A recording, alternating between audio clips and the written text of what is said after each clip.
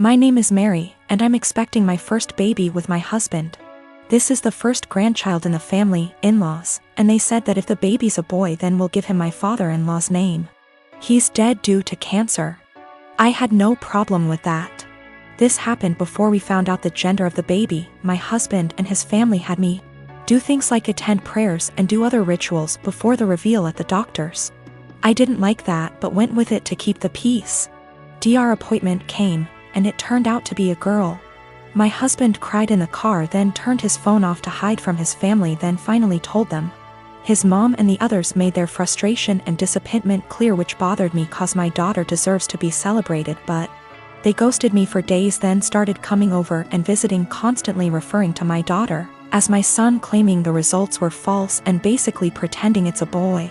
I had severe fights with them after they refused to stop it. And my husband sided with them despite seeing how wrong and unreasonable what they were doing was. We didn't speak for a while. Sister-in-law called to apologize, then informed me she arranged for a baby shower for me. I was so excited and happy. But when I arrived I saw blue balloons, blue cake with father-in-law's name / decorations around. I was so confused I had to sit down. Sister-in-law explained they were still hoping the gender results are false and it's a boy. I looked at my husband and he agreed with her. I lost my temper and yelled at them all, calling them delusionals and telling them to stop treating my daughter like she's unwanted and act like she doesn't exist by throwing a party for their imaginary grandson. Mother-in-law broke down crying. I took my bag and walked out immediately. They started yelling and my husband followed me outside and started arguing about how I insulted his family and his dad's memory by acting like that. I told him to wake up and see the insanity in his family's behavior. He said they needed time to process the fact that it's a girl not a boy as they expected, and insisted I play along and they'll soon get over it. I said absolutely not and demanded he take me home. He said no, so I called an Uber and left. He was fuming. He called 15 times, then texted that he won't be coming home till I get my ass over and apologize for ruining everything and accusing them of being mentally unstable. I haven't responded yet. He's constantly pressuring me to get right with his family before we even talk about anything else. My brother and I do not get on. When we were younger he'd go out of his way to make my life a living hell. To my parents' credit, they did tell him off for it when they caught him, but they both worked long hours and didn't have the energy to deal with our arguments. This continued into adulthood. He was salty that he failed his college course the first time around. There was a bad argument in our family a while ago, and it all started because I refused to decorate my brother's living room. I won't go into too much detail, but he wanted a pretty hefty discount. I said no and he threw a tantrum.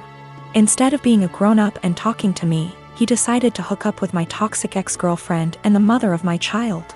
I can't go into a lot of detail about what she was like, but she was not a nice person. She never really bonded with our son when he was born, and I was left to do everything by myself. She eventually walked out on us and refused to have any contact with our son. She'll post on Facebook now and then about her beautiful baby boy to get sympathy votes, but that's about it. I have been a single dad for almost 3 years now, and I absolutely adore my son, but it hurts to think that one day he might question why his mom didn't want anything to do with him. How am I supposed to explain that to him? Anyway, it bothered me when my brother told me they'd hooked up together. It hurt even more when he started dating her.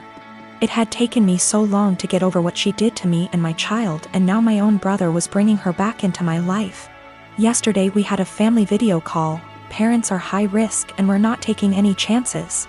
When my brother decided to announce that he and my ex were expecting, I just froze. I didn't know what to do or think. I could feel myself starting to cry a little bit, and it got a bit harder to breathe. Eventually, I decided to just congratulate them and then made up some lie about needing to put my son down for a nap and left. I received a bunch of messages from my brother and his GF telling me that I stole their thunder. After I left, my parents and some other family members started worrying if I was okay, and not really focusing on their news. My uncle told me that I should have just been a man and stuck it out instead of making excuses to get out of it. After all, it was expected that our kids would be raised around each other. I feel like maybe I shouldn't have left the call, but at the same time it would have been worse if I'd stayed and had a full-blown panic attack in front of everyone. Some of the family members are split and have argued that I won't be able to avoid my brother and his family forever, but others believe I was in the right to leave that situation. I don't know what to think. My parents aren't happy, but they don't have the energy to deal with all the hassle my brother would cause. They actually cut him off for a little while when he started dating my ex, but he phoned them constantly and, again, can't go into much detail, but he said he'd do something not so good. They keep him at arm's length, but I have told them not to cut contact because of me. If they want to cut contact on their own accord, then that's fine, but I do not want to be the reason that they have to deal with his tantrums. The rest of the family, for the most part, weren't happy about it but accepted it, or pretended to. When they started getting a bit more serious, my uncle, who told me to be a man, thought it was funny. That's just the kind of person he is. Not for my sake, but for the sake of my son. I don't want to put him through all that. I've got cerebral palsy that affects both my legs and one arm. That's my official diagnosis, but what you really see is I walk with a limp. I'm a software developer, so job-wise, I don't have any issues. I knew when I was a kid that using my brain is the best way for me to survive on my own without relying on other people. I haven't had the chance to get my driver's license, but according to therapists and doctors that shouldn't be an issue. That's the background about me. My girlfriend and I have been together for a year. We met back in April 2020 of last year, and we decided to get together in May 2020. I told her about my disability before then, but she wanted to try and make it work. We video call on Discord every day, almost always when we're awake, and recently we've been going on dates. She's more than happy to lend me an arm, and she notices things about me that even I miss myself. Outside of my family, she's the most loving and caring person I know, and she's my motivation to do better and improve myself. Honestly, I never thought I could find someone I trusted enough to share my more negative thoughts and problems. I always tried to seem happy so I don't worry others. The emotional support she gives me is really irreplaceable. The problem is scared that, in the future, she will have to take care of me, or most of the work will fall onto her.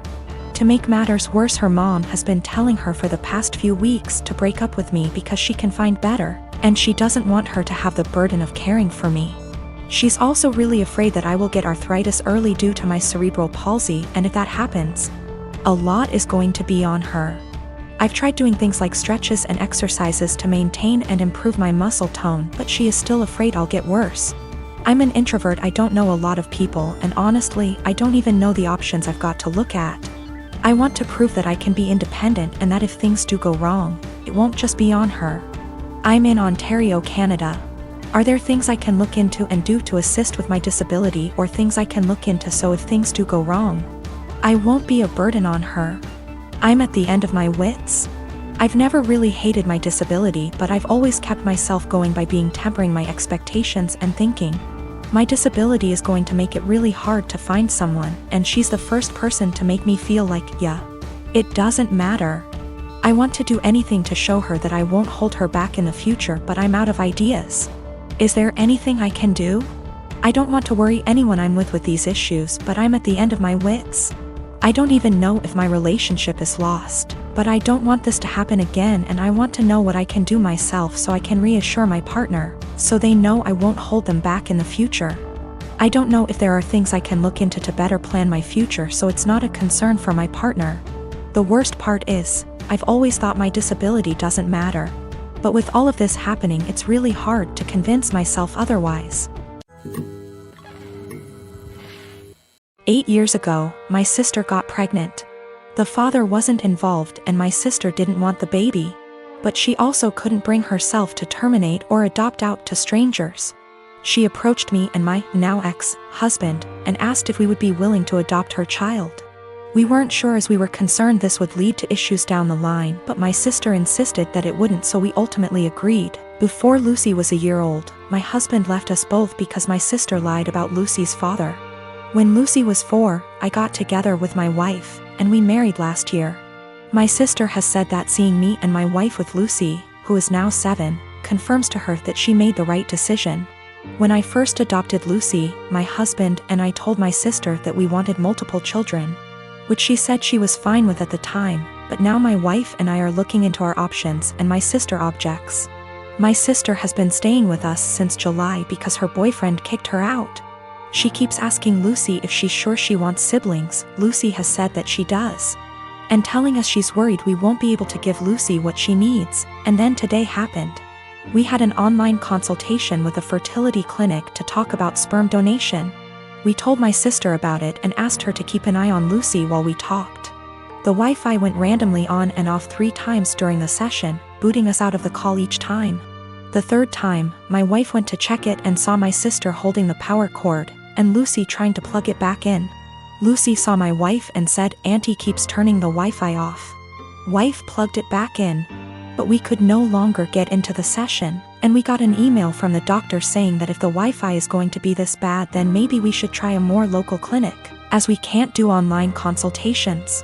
When we confronted my sister, she admitted that she wants Lucy to be an only child so she has 100% of our undivided attention, and then said in a sarcastic tone, "Forgive me for only wanting what's best for my daughter." To which we responded that Lucy isn't her daughter. Things escalated until I said that my sister should go stay with our parents, and my wife drove her to their place. Since leaving, a few hours ago, she's apologized and begged to come back, and my parents have also asked me to take her back. But I've refused. They've all called me an arsehole for kicking my own sister out after one argument, because now she's unable to get to work. No car and too far to walk, and she's back in her childhood room while at our place she had a studio to herself behind the house.